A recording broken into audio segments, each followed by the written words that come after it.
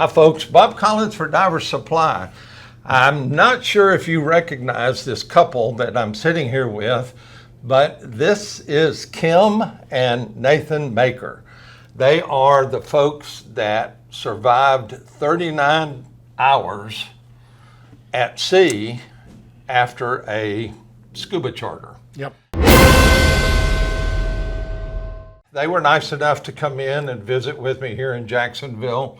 We're going to talk a little bit. I put a video up the other day and asked if you had comments, send them directly to the channel. I got a lot of questions, so we're not going to be able to answer all of them.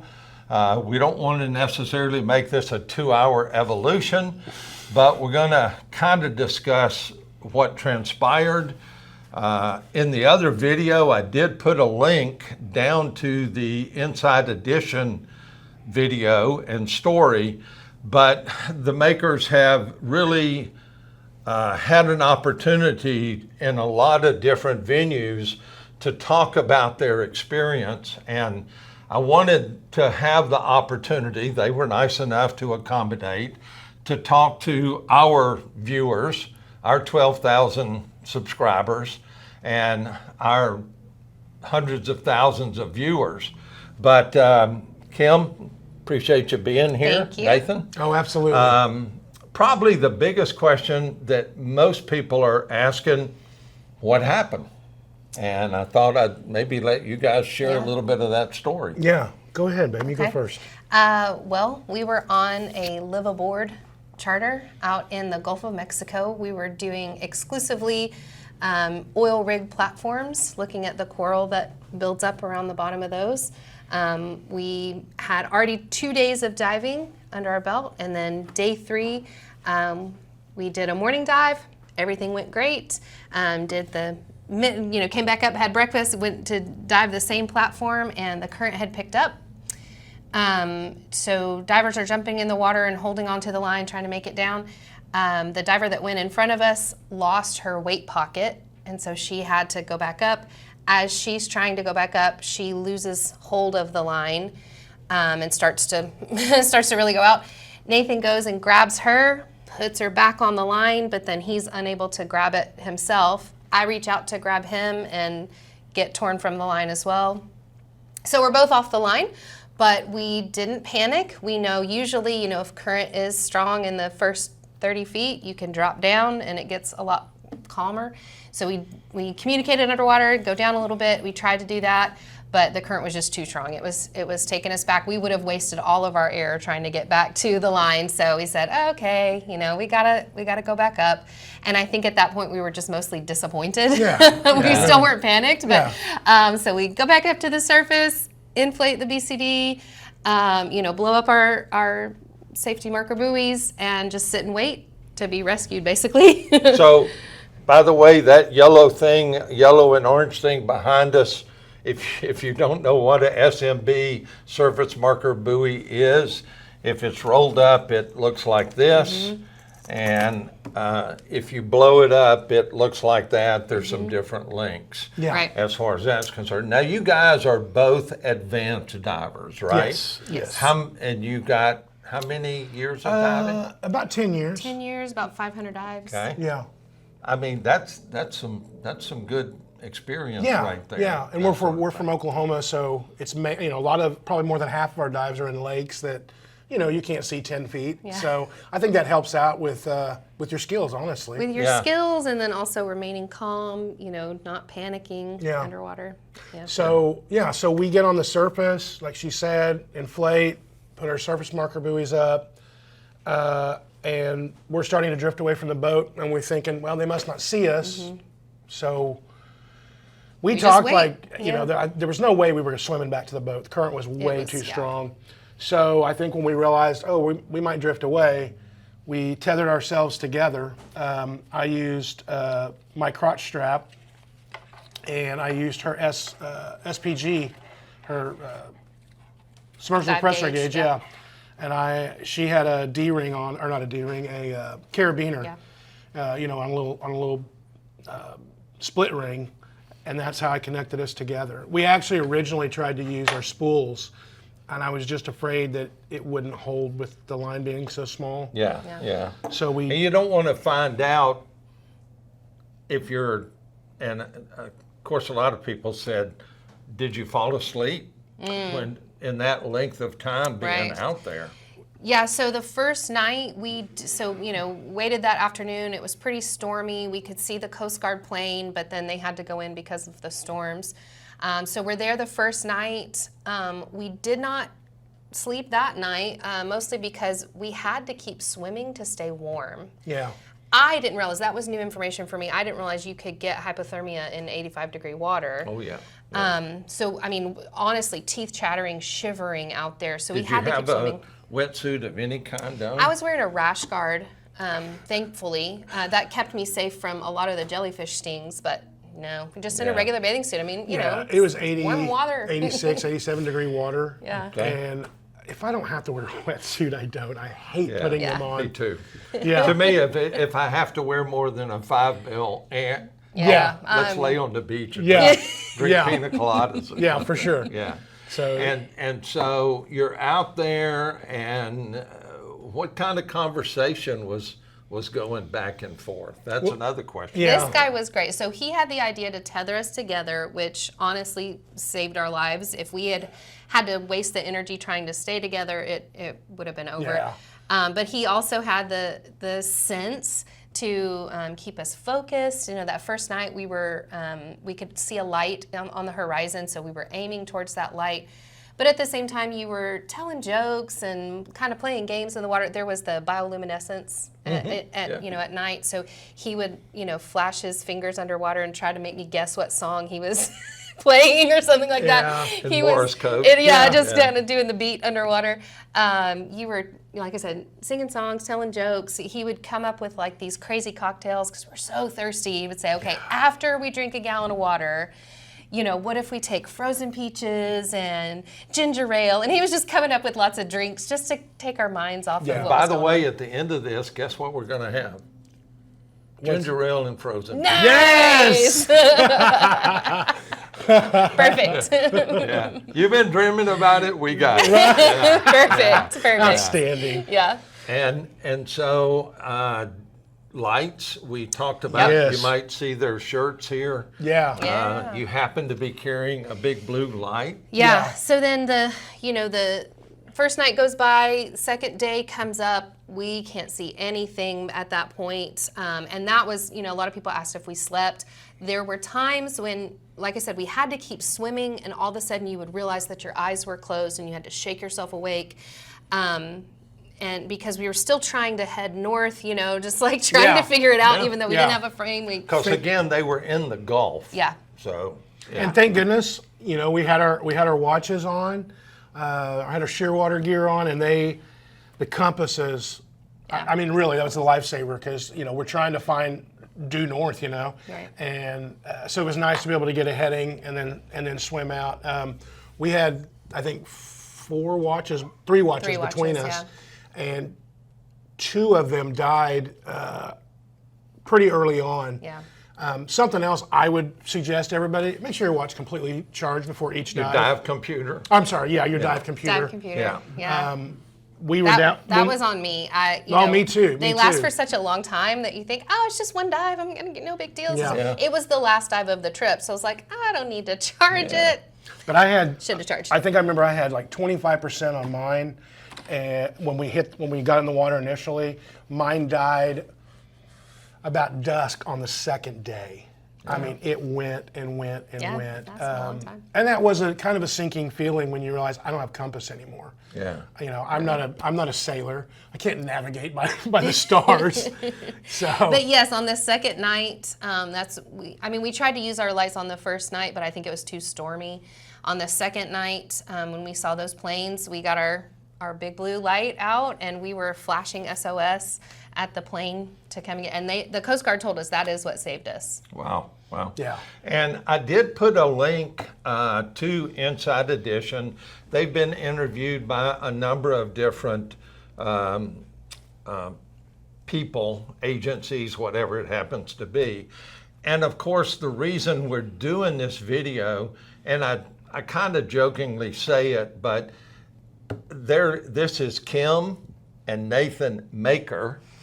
So the reason we're doing this video is to maker you a safer diver. Nice. Absolutely. Nice. Okay. Absolutely. And what we're doing is all of the things that we're talking about. Yes, is it a blatant advertisement? Yes, it's a blatant advertisement. If you think, is it being paid to be a advertisement? No, there's nobody getting paid per se to do this video. This is out of the goodness of their hearts to make the travel. They're from Oklahoma, to make the travel here to Florida. And that's one of the other questions was, dive again? Absolutely. Yeah. As we were in the water, I knew what my answer was, but I asked her, if we ever dive again, and she stopped me dead cold and said, we are diving again. So we went to Jupiter and did some So dives. that part of them going to Florida has no connection No, with them being but here. a lot of people have asked, you know. Well, that Yeah. part, but That part. we, after talking with you, we wanted to come up here and meet you. Absolutely. And I've heard from so many different people about you, particularly Bob, in good ways. And they just talk about a great guy, one of the best instructors you could ever have. I wanted to come say thank you. I was wearing a Hog BC, There's one back there. Yeah. and it held up. I mean, I don't know. I'm not a part of the R&D on anything, but I assume you probably don't build these things thinking somebody needs to float for 40 hours. But it kept me afloat. Yeah. And so I wanted to come and personally say thank you for making quality gear. Thank you. I mean, it's all the difference in the world. Well, and that's everything we say in training about scuba is there's 5 big things. The first 2 are safety and safety.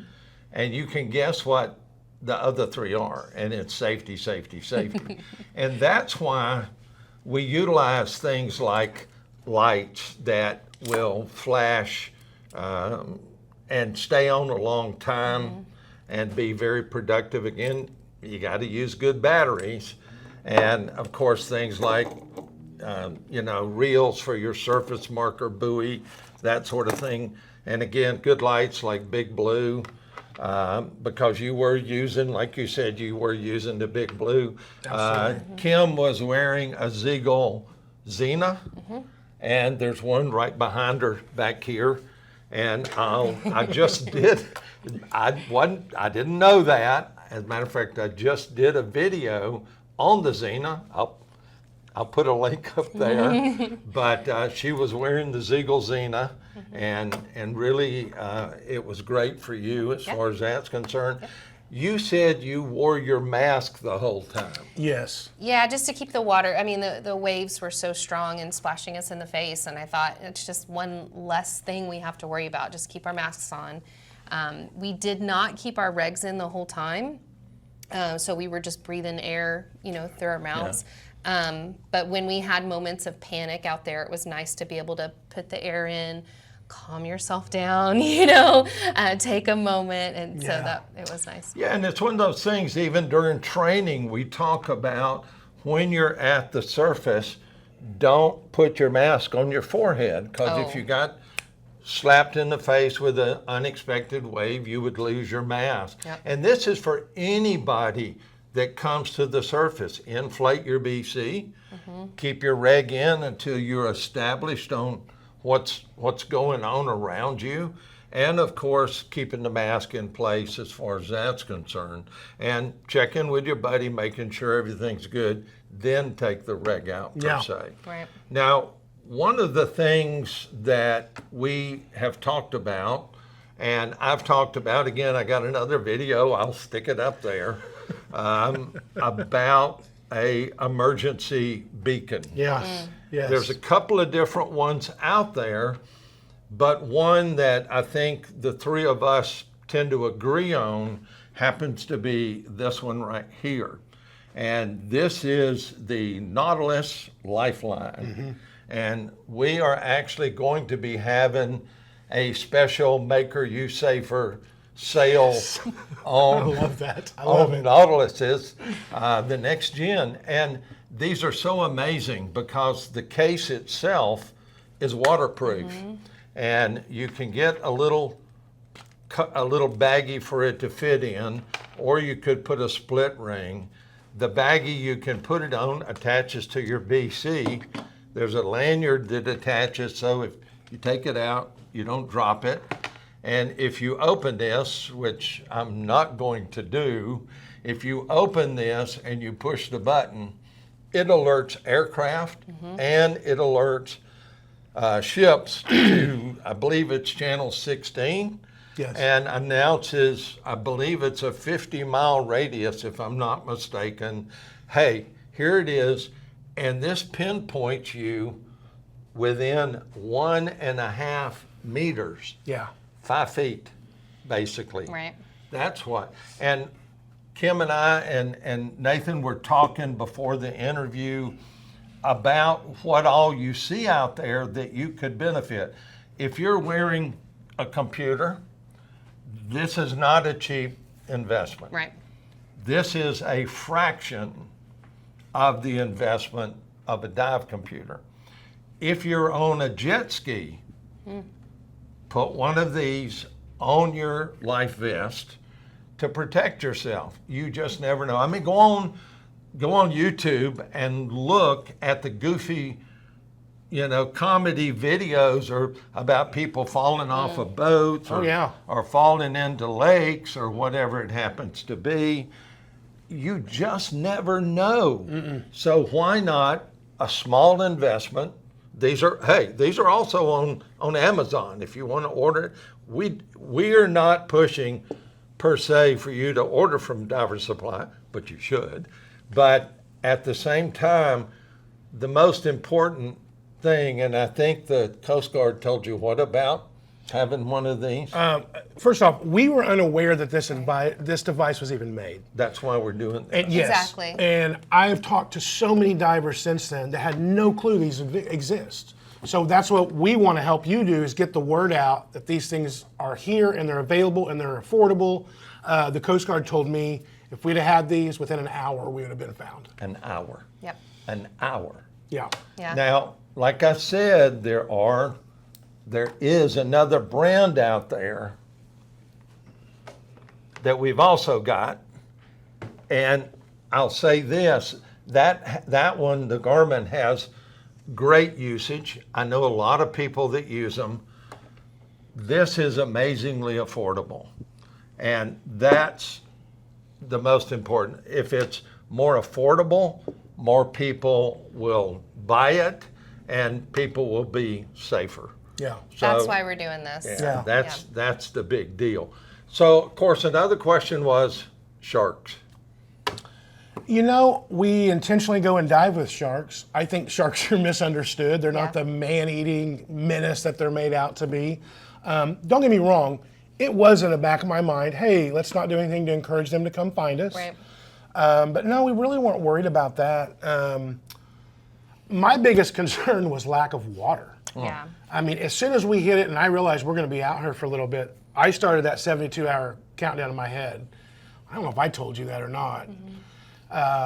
So water was my biggest concern. And then exposure became a pretty big concern, yeah. We got a lot of jellyfish stings. The remoras were trying to connect on my legs. Oh, yeah. The whole Yeah. time. Yeah. Yeah. I mean, the whole time. Yeah. But And I had my rash guard on, like I said, so they couldn't attach to me, which was a bonus, but still my face was exposed, so I got a pretty bad sunburn, as most people saw. But and so I actually took off my swim trunks the second morning when I so saw her precious. face. She was so swollen and burned. Yeah. So I put my swim trunks on her head. I said I should do Nathan. a PSA Nathan, for I- reapplication of Yeah. sunblock. I'll teach you a new hand signal. Okay. So this hand signal, this is a circle. Okay. Okay. All right. You know what this means in scuba? I guess not. Oversharing. Sorry. Sorry. But hey, it works, right? Yeah. It works. Yeah. So, and of course, that was one of the questions was, water, no water. Right. You made a statement while we were talking earlier about after effects. Yeah. And one of those that really struck in my mind was you walked outside in the rain. What did you do? I immediately tilted my head back and tried to catch water in my mouth because that's all we could do out there. Was trying to get just something to quench that thirst. Yeah. And it was pretty surreal because I didn't think about doing it. I just walked out to raining, get some water. I remember my brother was with me, looking at me like, "What are you doing?" Again, I didn't want to make this too terribly long. And I really appreciate you guys making the effort to come up here. Absolutely. And if you have questions and you want to put them in the comment section, I'll pass those along to Kim and Nathan, and we'll try to answer every many we possibly can. I'll put a link down to other interviews and TV spots that are out there. Like I said, in the other video that I did, there's a link down there about the short blurb from Inside Edition. Okay. And so you guys will get to see them right after they came out of the water and hear some of their comments. You'll actually see some of the footage that was from the Coast Guard aircraft, Right. where they actually were able to see you guys Yeah. in the water and the boat coming towards you. And I just have to ask, what was that like? We had seen the planes for 2 days. They just were in a different area than we were. And so when it was close to, I think, 11:30 that night, it was just like, they're just out of reach. They're just out of reach. And they happened to turn and come into our area, which after talking to the Coast Guard, the lady that was over the search and rescue, she had a hunch. Because the computer modeling was not taking into account we were swimming to stay warm. Their computer modeling always shows you just floating. That's why we were off. So she had a hunch. The plane had 15 minutes left of fuel before they had to head back. They turned in our area. Kim's just lighting it up with her flashlight. And they came down, they came straight over us, and I thought, I don't know if they've seen us, because we were so worried. We didn't want to put hope in it, Yeah. another plane, But they kept circling back over, and we're pretty sure they saw Yeah. us. There you go. And But so when we saw, well, actually, I think we saw the light on the Coast Guard fast boat, the little boat that they used. But when we heard their voices, the guys in the boat, we heard them say, "There they are!" Oh my gosh! Even now, I just got chills. Yeah. It was the most incredible moment. I think they said, I didn't even remember doing this. They said we laid on the little deck there for like 5 minutes and said, "We're gonna make it." I can't believe we made it. Yeah, it was great. All right, so if you've enjoyed this, give us a thumbs up. If you're not a subscriber, please hit the subscribe button. And again, I thank Kim and Nathan so much for making the effort to be here. Thank you for having us. Yeah, thanks for having us. As we always say, the reason why is to make you a safer diver. Right. All right, Bob Collins Diver Supply, as I always say, dive safe out there. Nice. See ya.